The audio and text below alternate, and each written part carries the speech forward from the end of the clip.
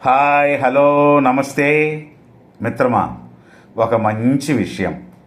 వ్యాస మహర్షి లాంటి వారే కన్నీరు కార్చారట. ఎందుకో తెలుసా?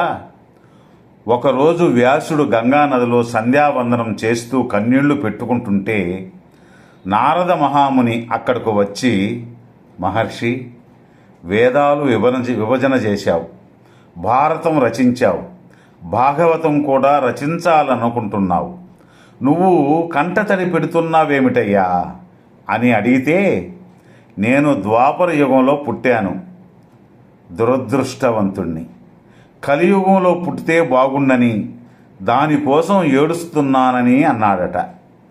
ఎందుకంటే కృతయుగంలో తపస్సు చేస్తే గాని మోక్షం లేదు, త్రేతాయుగంలో యజ్ఞం చేస్తే గాని మోక్షం లేదు, మరి ద్వాపర యుగంలో దానం చేస్తే గాని మోక్షం లేదు.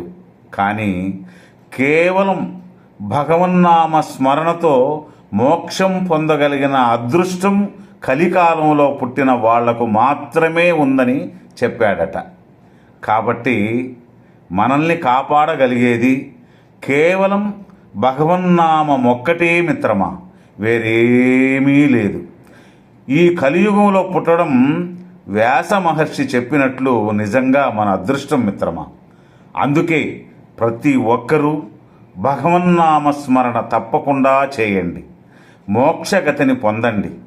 తపస్సులు, యజ్ఞాలు, యాగాలు, దానాలు కూడా మనకు అవసరం లేదు. ఉంటే దానం చేయవచ్చు, లేకపోతే అవసరమే లేదు.